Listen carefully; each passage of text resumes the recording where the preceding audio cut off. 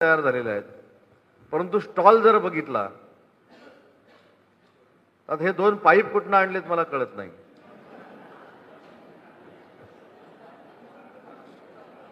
त्याच्यानंतर तिकडे म्हणजे या संपूर्ण प्रदर्शनामध्ये पाईपांचे कलर देखील मला बघायला मिळाले. ते काळा कलरचा पाईप आहे, तिकडे पांढऱ्या कलरचा पाईप आहे. बघा, झाडाचे बांबू पण तोडलेत असं म्हणतात. त्याच्यामुळं पाईप आणणं, बांबू तोडणं ही कामं शिक्षकांची नाही. मला असं वाटतं की पुढच्या वर्षापासून लोहार साहेब हा कार्यक्रम आपण वेंडरला देऊन टाकावा, चांगले स्टॉल उभे करावे आणि शिक्षकांना फक्त ह्या कार्यक्रमाला बोलवावं. तर शिक्षक म्हणतील आमची अशैक्षणिक कामं बंद झाली आणि आता बांबू पण आम्हाला आणायला लावतात. मध्ये मला पाशा पटेल भेटले होते. पाशा पटेल ओळखता तुम्ही? पाशा पटेल हे बांबूवर, मला असं वाटतं की देशात अतिशय चांगला अभ्यास केलेला जर माणूस कोण असेल तर ते पाशा पटेल आहे. तर कधीतरी बांबूचा उपयोग कशा कशासाठी असतो, आता ह्याच्यात हसण्यासारखं काय? बघा, शिक्षकांच्या मनामध्ये सुद्धा जे माझ्या मनात नाही ते आहे. त्याच्यामुळे तुम्हाला खरं सांगतो की बांबूचा उपयोग हा भविष्यामध्ये प्रत्येक तालुक्यामध्ये आपल्याला करावा लागणार आहे. शिक्षकांनी ही जनजागृती केली पाहिजे की प्रत्येक तालुक्यातल्या काही क्षेत्रावर बांबूची लागवड झाली पाहिजे. ही बांबूची लागवड का झाली पाहिजे हा खरा कदाचित त्याचा मुद्दा आहे की नाही मला माहित नाही, पण एक पुढचं विदारक चित्र मी तुम्हाला सांगतो. एक 8 दिवसापूर्वी दुबईला गेलो होतो एका कार्यक्रमासाठी, आणि ते दुबईमधलं एमिरेट्समधलं एक शहर होतं रसेल खेमा म्हणून. तिथल्या राजकुमारांना मी भेटलो. त्या राजकुमारांनी ज्या 2 गोष्टी मला सांगितल्या त्या आपल्या दृष्टीनं अतिशय महत्त्वाच्या आहेत.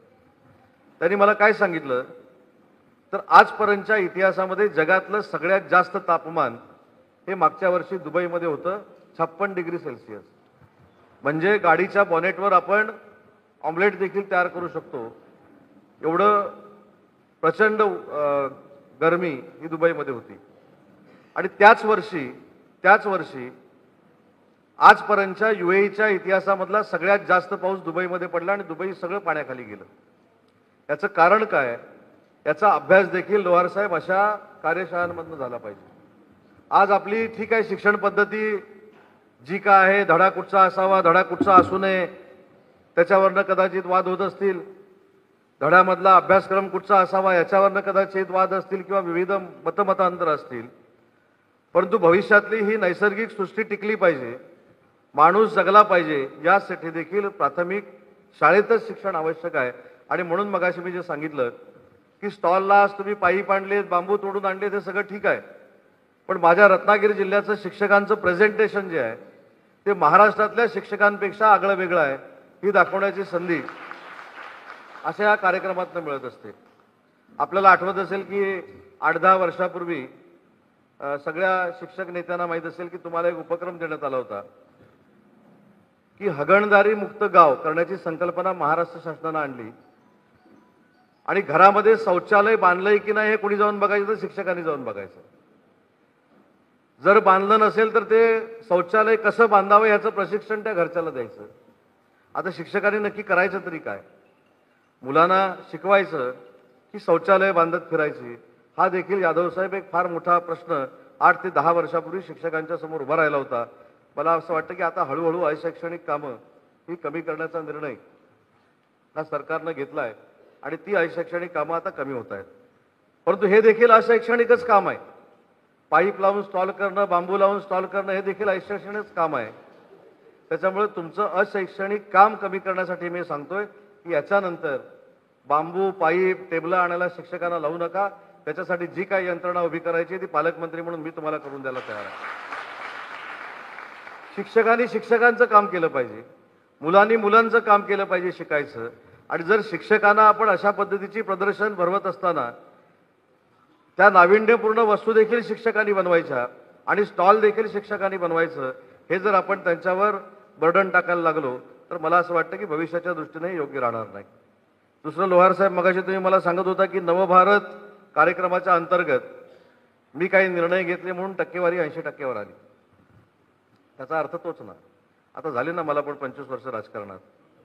पण मला शिक्षकांना देखील एक विनंती करायची आहे की खरं जर विद्यार्थ्यांना चांगल्या पद्धतीचं शिक्षण द्यायचं असेल आणि भारत सरकारनं आणि महाराष्ट्र सरकारनं नियोजित केलेले कार्यक्रम आपल्याला चांगल्या पद्धतीनं जिल्ह्यामध्ये राबवायचे असतील तर मला शिक्षक संघटनांना देखील एक सूचना माझा विनंती करायची आहे की तुम्ही लोहार साहेबांबरोबर, शिक्षण अधिकाऱ्यांबरोबर, मुख्य कार्यकारी अधिकाऱ्यांबरोबर एकत्र बसलं पाहिजे.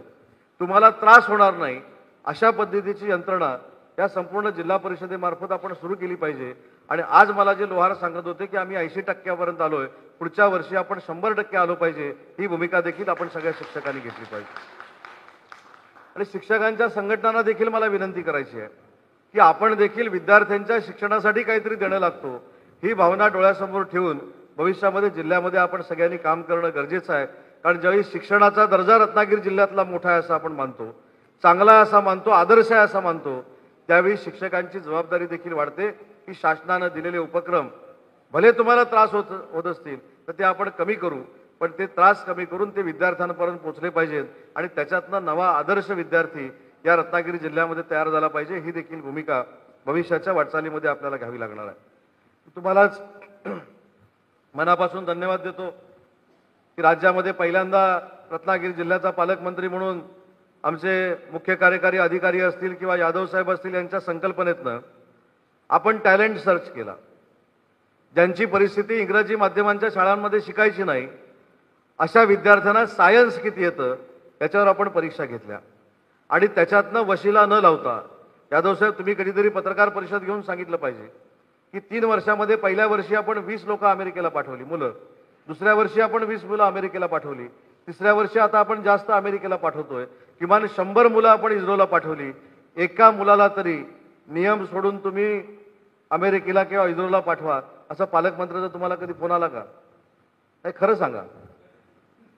हे मी का केलं नाही तर हा हुशार विद्यार्थ्यावर अन्याय होऊ शकतो आणि म्हणून यावेळी देखील ही नासाची आणि इस्रोची संकल्पना आपण पुढे घेऊन जातोय आणि तुम्हाला आश्चर्य वाटेल की तुमच्या सगळ्यांच्या ताकदीवर हा आपला रत्नागिरी पॅटर्न म्हणून प्रसिद्ध झाला. अनेक जिल्ह्यामध्ये आता नासाला आणि इस्रोला जाण्याची पद्धत ही सुरू झाली. मला असं वाटतं की तुमच्या माध्यमातून झालेलं हे अतिशय महत्त्वपूर्ण काम आहे आणि त्याचं सगळं श्रेय जसं जिल्हा परिषदेच्या प्रशासनाला आहे तसंच माझ्या रत्नागिरी जिल्ह्यातल्या सगळ्या शिक्षकांना आहे. आणि म्हणून माझी आपल्याकडनं अपेक्षा आहे की संघटनेचे प्रश्न सोडवणं, मी तर तुमच्यासोबतच असतो, परंतु प्रश्न सोडवल्यानंतर देवळेकर सर पोस्टल मतदानात काय होतं हे देखील मी बघितलेलं आहे. देवळेकर सर हसतायत. त्याच्यामुळे जे प्रश्न सोडवत असतात, जे तुमच्यासाठी काम करत असतात, जे तुमच्यासाठी जीव ओतून सहकार्य करत असतात तेच टिकले पाहिजे, तेच राहिले पाहिजेत. ही भूमिका देखील शिक्षकांची असणं आवश्यक आहे. तरच आमच्यासारखे कार्यकर्ते भविष्यामध्ये तुमच्या सोबत तुम्हाला पाहिजे ते करायला तयार होतील. मी देवळेकर सरांना देखील सांगितलं, कधी कधी मी कटू बोलतो म्हणून कदाचित देवळेकर सरांना आणि तुमच्या पदाधिकाऱ्यांना आवडत नसेल, पण जे सत्य आहे ते सत्य आहे. जे विधानसभेला आम्ही सगळ्यांनी मिळून बघितलं ते चित्र मात्र विदारक होतं. ते आपण कशा पद्धतीने बदलणार आहोत याच्यावर देखील संघटनांनी कधीतरी आता अभ्यास करणं गरजेचं आहे. आणि तुमच्या मनात जर काही वेगळं होतं असेल तर आता 237 आमदार घेऊन आम्ही सत्तेमध्ये आलेलो आहोत. त्याच्यामुळे इकडे तिकडे होण्याची देखील काय आता संधी नाही, दुसरं कोण येण्याची देखील संधी नाही. आणि म्हणून मृगजळाच्या मागणं धावू नका, हा देखील सल्ला मला तुम्हाला सगळ्यांना द्यायचा आहे.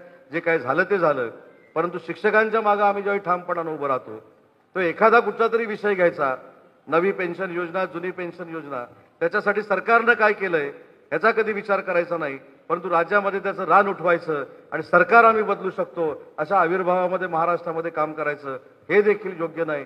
हे देखील आदरपूर्वक आणि नम्रतापूर्वक मला शिक्षकांच्या सगळ्याच पुढाऱ्यांना सांगायचं आहे. आणि जर तुम्हाला राजकारणात यायचं आहे तर मला सांगा, मी तुम्हाला एक चांगला मतदारसंघ शोधून देतो. तुम्ही विधानसभेमध्ये या. विधानसभेमध्ये यायला देखील किती कष्ट पडतात हे तुम्हाला कळू दे.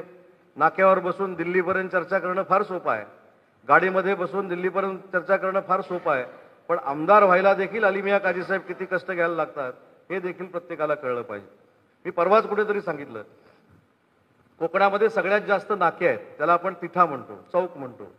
त्या चौकात बघा, डायरेक्ट नगरसेवकापासून ग्रामपंचायतीच्या सदस्यापासून राष्ट्रपतीपर्यंतची सगळी चर्चा नाक्यामध्ये होते. आता भविष्यातला राष्ट्रपती कोण असला पाहिजे, पंतप्रधान कोण असला पाहिजे, आमदार कोण असला पाहिजे आणि तो कशासाठी असला पाहिजे, मी सपोर्ट केला तर काय होईल, ही चर्चा कुठं. आपला वेळ जास्त वेळ तर नाक्यामध्ये जातो. त्या नाक्यामध्ये माझ्या जिल्ह्यातली मुलं सायन्स शिकून याच्यातला एखादा अब्दुल कलाम कसं होईल याची चर्चा आम्ही करत नाही. आणि म्हणून मला शिक्षकांना विनंती करायची आहे की राजकारण ठीक आहे, मतदान हा 100% प्रत्येकाचा लोकशाहीतला अधिकार आहे, परंतु आपण किती राजकारण करतोय, आपण किती राजकारणामध्ये आहोत याचं आत्मचिंतन देखील लोहार साहेब आता प्रत्येक घटकानं केलं पाहिजे. जर राजकारण करायचं असेल तर आमच्यासारखं जॅकेट घाला, कुर्ता घाला, पायजामा घाला, आमच्या समोर या. आमच्या समोर म्हणजे आदरानं सांगतोय, राजकारणातलं समोर सांगतो ना. तर परत शिक्षक म्हणतील उदय सामंत आला आणि धमकी देऊन गेला. धमकी म्हणजे तुम्हाला जाम घाबरतो मी. हल्ली पोस्टल वोटिंग बघितल्यानंतर तर जबरदस्तच घाबरायला लागलोय तुम्हाला मी. त्याच्यामुळे माझी विनंती एवढी आहे की शिक्षकांनी देखील एक विधायकदृष्ट्या जिल्ह्याला आणि जिल्ह्यातल्या मुलांना कसं पुढे न्यायचं या संदर्भात कधीतरी चर्चा करणं गरजेचं आहे. संघटना वेगवेगळ्या असतील, पतसंस्थेचे इलेक्शन वेगवेगळे असतील, परंतु हे सगळं झाल्यानंतर आम्ही मुलांच्या शिक्षणासाठी काहीतरी देणं लागतो, जिल्ह्यासाठी काहीतरी देणं लागतो. ही भूमिका घेऊन जर शिक्षक पुढे गेले तर मी जबाबदारीनं सांगतो, फक्त महाराष्ट्रातला नाही, त्या जिल्ह्यातला आदर्श शिक्षक हा फक्त माझ्या रत्नागिरी जिल्ह्यातला आहे हे देखील मी अभिमानानं सांगतो आणि ह्याची मला खात्री देखील आहे. पण हे सगळं झालं पाहिजे. जशी तुमची मी बाजू घेतो की तुम्हाला स्टॉल लावण्याची आवश्यकता नाही, तुमची मी बाजू घेतो. कधी कधी मला सांगतात साहेब कुणीतरी महाराष्ट्रामध्ये काहीतरी म्हणालं की जिल्ह्यामध्ये प्रत्येक गावागावामध्ये शिक्षकांनी राहिलं पाहिजे, तेव्हा तुम्हाला मी आठवतो, तेव्हा मी तुमच्यासोबत राहतो. पण हल्ली काय झालंय, मी पण आता अनुभव घेतलाय. 5 निवडणुका मी लढलोय, 4.5 वर्ष आम्ही तुमचे असतो किंवा आचारसंहिता लागेपर्यंत आम्ही तुमचे असतो. आणि एकदा का आचारसंहिता लागली की मग सुरू झालं, ह्याला दाखवतो हा जाम उडतोय. तर माझं लोहार साहेब आपल्याला सूचनावाजा विनंती आहे. मी अनेक वेळा शिक्षण विभागाला सांगितलेलं आहे, माझ्या जिल्ह्यातले 99.99% सगळे शिक्षक चांगले आहेत, पण एखादा शिक्षक त्या सगळ्या सिस्टीमला जर बदनाम करत असेल तर कुठच्याही संघटनेला विचारायची आवश्यकता नाही, त्याच्यावर 100% कारवाई झाली पाहिजे. ही पालकमंत्री म्हणून माझी आजची देखील भूमिका आहे, कालची देखील भूमिका होती आणि उद्याची देखील ही भूमिका राहणार आहे. आज रत्नागिरी जिल्ह्यामध्ये जे काही नव्हतं ते आपल्याला बघायला मिळतंय गेल्या 2 महिन्यामध्ये. मला तर असं वाटतं की याच्यामध्ये शिक्षकांनी जनजागृती केली पाहिजे. मला आजपर्यंत असं वाटत होतं दिल्लीत जे घडलं ती कदाचित तिकडची संस्कृती असेल, परंतु आपल्या तालुक्यामध्ये देखील अशा पद्धतीच्या गोष्टी जर घडायला लागल्या तर कुलकर्णी साहेब माझी तुम्हाला देखील सूचना आहे, कोणी असू दे, आज आमच्या पालकांच्या घरातल्या मुली ज्या आहेत त्या पालकांनंतर जर कोणाला मानत असतील किंवा पालकांपेक्षा जास्त जर कोणाला मानत असतील तर ते शिक्षकांना मानतात. आणि अशा पद्धतीचं कृत्य रत्नागिरी जिल्ह्यामध्ये जर कोण करत असेल तर कायद्याने ते ठेचून काढलं पाहिजे, या मताचा मी पालकमंत्री आहे. कोणाची गय करण्याची आवश्यकता नाही. आणि अशा गोष्टीमध्ये कुठच्याही पक्षाच्या नेत्याचा जर फोन आला तर माझी तर विनंती आहे की त्याला देखील FIR मध्ये घ्या. ज्या माणसानं असं कृत्य केलेलं आहे त्या माणसाला वाचवण्यासाठी जर राजकीय पुढाऱ्याचा फोन आला तर त्याचं नाव देखील आपण FIR मध्ये टाका. कारण शेवटी शिक्षकावरचा विश्वास हा अबाधित राहिला पाहिजे. जी आपली गुरु आणि शिष्य परंपरा आहे, जे इतिहासकालीन आहे, जी कितीतरी वर्षानुवर्ष चालूत आलेली आहे, ही अशीच अबाधित ठेवण्यासाठी आपण ही कठोर पावलं उचललीच पाहिजेत. आणि या गुरु आणि शिष्य परंपरेला बाधा आणण्याचा प्रयत्न जर कोण लोहार साहेब करत असेल तर त्याच्यावर देखील जिल्हा परिषदेचं लक्ष असलं पाहिजे. 2 महिन्यापूर्वी असंच मला फोन आला, मला म्हणले अशा अशा शाळेमध्ये असं असं घडलं. त्याच्यानंतर 1 महिन्यापूर्वी फोन आला, रत्नागिरी शहरातल्या एका शाळेमध्ये असं घडलं. त्याच्यानंतर परत फोन आला. म्हणजे मला असं वाटायला लागलंय की काही लोकांना एखादी घटना घडली की त्याची पुनरावृत्ती करण्यामध्ये जास्त इंटरेस्ट आहे आणि काही लोकांच्या डोक्यामध्ये ही विकृती आहे. आणि ही जर कुलकर्णी साहेब विकृती काढून टाकायची असेल तर पोलीस प्रशासनानं देखील अतिशय ठोस पावलं उचलली पाहिजेत. कोणालाही राग मानण्याची आवश्यकता नाही, कारण शेवटी तुमच्या घरामध्ये देखील मुलं आहेत, व्यासपीठावरच्या सगळ्यांच्या घरामध्ये देखील मुलं आहेत. या मुलांना जर सुरक्षित ठेवायचं असेल, म्हणून बघाशी मी सांगितलं की आई वडिलांपेक्षा सगळ्यात मोठा जास्त मान जर कोणाला असेल तर तो शिक्षकांना आहे. आणि तो मान असाच अबाधित ठेवण्यासाठी सगळ्या शिक्षकांनी ही जनजागृतीची मोहीम आपलं काम म्हणून उभी केली पाहिजे. आज दुसऱ्याच्या घरात घडलंय ते जर माझ्या घरात घडलं हे देखील आत्मचिंतन आणि आत्मपरीक्षण आपण सगळ्या शिक्षक वर्गाने केलं पाहिजे. आणि म्हणून मला असं वाटतं की हा कार्यक्रम नुसत्या प्रदर्शनासाठी महत्त्वाचा अशातला भाग नाही, ते याच्यातनं काहीतरी शिक्षकांनी घेऊन गेलं पाहिजे, विद्यार्थ्यांनी शिकलं पाहिजे आणि विद्यार्थ्यांनी देखील एक समजून घेतलं पाहिजे की आज मोबाईल हे जे काही शस्त्र आपल्या हातामध्ये आलेलं आहे त्याचा वापर आपण किती करायचा, त्याच्या आहारी आपण किती जायचं, आपल्या दिवसातले किती तास त्या मोबाईल बरोबर खेळायचं, हे देखील प्रशिक्षण लोहार साहेब आता देणं आवश्यक आहे. मला वाटतं की माझे एक मित्र आहेत, तुम्ही त्यांना सगळ्यांना ओळखता, त्या महाराष्ट्रामधले एक फार मोठे नामांकित जादूगार रघुवीर जादूगार, त्यांचा मुलगा विजय रघुवीर आणि विजय रघुवीरचा मुलगा जितेंद्र रघुवीर. तो जितेंद्र रघुवीर मला एक महिन्याभरापूर्वी भेटला होता.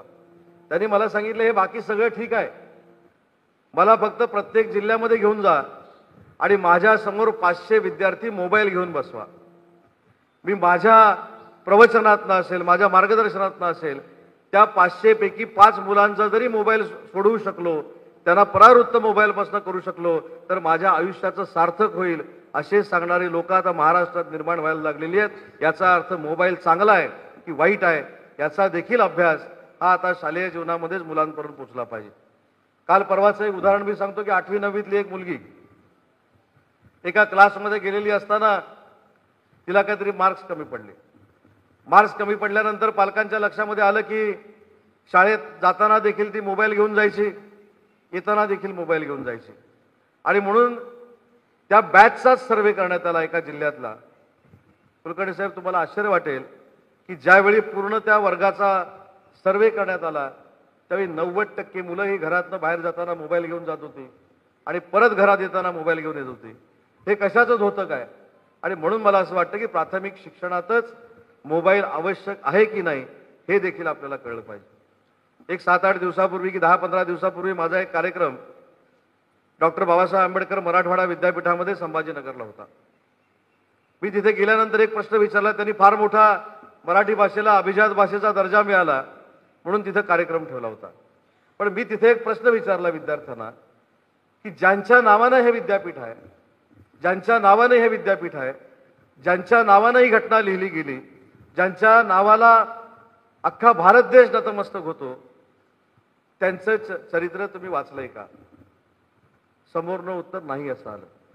मी मराठी भाषेचा मंत्री म्हणून कुलकर्णी साहेब एक निर्णय घेतला की ज्या ज्या विद्यापीठांना ज्या ज्या महनीय व्यक्तींची नावं दिलेली आहेत, पहिल्या ॲडमिशनच्या वेळी, मग 11वीत ॲडमिशन होऊ दे, फर्स्ट इयरला ॲडमिशन होऊ दे किंवा शाळेमध्ये ॲडमिशन होऊ दे, पहिल्या 4 दिवसामध्ये युनिव्हर्सिटीला ज्या व्यक्तीचं महनीय व्यक्तीचं नाव दिलेलं आहे त्याचा पूर्ण अभ्यास माझ्या विद्यार्थ्यांना झाला पाहिजे. तरच मला असं वाटतं की आपली महाराष्ट्राची ही संस्कृती टिकणार आहे. आज रत्नागिरीमध्ये देखील परवा मी लोकनेते शामराव पेजे साहेबांच्या नावानं जे इंजिनिअरिंग कॉलेज केलेलं आहे त्या कार्यक्रमाला गेलो. मी विद्यार्थ्यांना विचारलं की लोकनेते शामराव पेजे साहेब कोण होते? कोणाचाही हात वर झाला नाही. तिथं देखील प्राचार्यांना मी सांगितलं की ज्यांच्या ज्यांच्या नावानं आपण ही इन्स्टिट्यूट काढतो, ज्यांच्या नावानं आपण ह्या इमारती तयार करतो, त्या इमारतीमध्ये शिकणाऱ्या मुलांना पहिल्याच दिवशी हे कळलं पाहिजे की ज्या छताखाली मी शिकतोय त्या छताला जे नाव दिलेलं आहे त्या महनीय व्यक्तीचा इतिहास काय आहे. हे लोहार साहेब भविष्यामध्ये करणं गरजेचं आहे. नुसतं आपण शिक्षकांना ट्रेनिंग देतो. परवा मी डाएटच्या एका इमारतीचं उद्घाटन केलं, तिथं देखील हेच सांगितलं की शिक्षकांना प्रशिक्षण द्यायचं म्हणजे काय? शिक्षकांना प्रशिक्षण द्यायचं म्हणजे त्यांच्याकडनं जी भावी पिढी निर्माण होणार आहे त्यांना प्रशिक्षित करणं म्हणजे शिक्षकांना प्रशिक्षण देणं असं आहे. आणि म्हणून मला सगळ्याच शिक्षक वर्गाला, बंधू भगिनींना एक विनंती करायची आहे. आपण अनेक ठिकाणी आपला आदर्श निर्माण केलेला आहे. शिक्षण क्षेत्रामध्ये देखील आपला आदर्श निर्माण केलेला आहे, शिक्षकांमध्ये देखील आपला आदर्श निर्माण केलेला आहे. आणि हा जर आदर्श देशाच्या पातळीवर टिकवायचा असेल, आपल्या राज्याच्या पातळीवर टिकवायचा असेल तर तुमचं योगदान हे शिक्षण विभागाला अतिशय महत्त्वाचं आहे आणि ते भविष्यामध्ये आपण द्याल एवढीच खात्री या ठिकाणी बाळगतो. आल्यानंतर माझा आदर सत्कार केला त्याबद्दल मनापासून धन्यवाद देतो. कदाचित ओव्हरडोस झाला म्हणून रागावला देखील असाल, पण माझा नाईलाज आहे, कारण ह्या सगळ्या गोष्टी आपल्या भल्याच्या आहेत, आपल्या जिल्ह्याच्या भल्याच्या आहेत, आपल्या मुलांच्या भल्याच्या आहेत आणि याच्यामध्ये आपण चांगलं काम करावं एवढीच विनंती या कार्यक्रमाच्या निमित्तानं करतो. आज व्यासपीठावरच्या सगळ्या मंडळींना विनंती करतो की पुढच्या एका कार्यक्रमाला मला जायचं असल्यामुळं हा कार्यक्रम मला अर्ध्यावर सोडून जावं लागतोय, त्याची परवानगी मला द्यावी. पण भविष्यामध्ये माझ्या जिल्ह्याच्या शिक्षकांच्या भल्यासाठी आणि विद्यार्थ्यांसाठी जे जे काही करावं लागेल त्यासाठी लोहार साहेब पालकमंत्री अख्खा तुमच्यासोबत आहे एवढाच शब्द देतो आणि थांबतो. जय हिंद, जय महाराष्ट्र.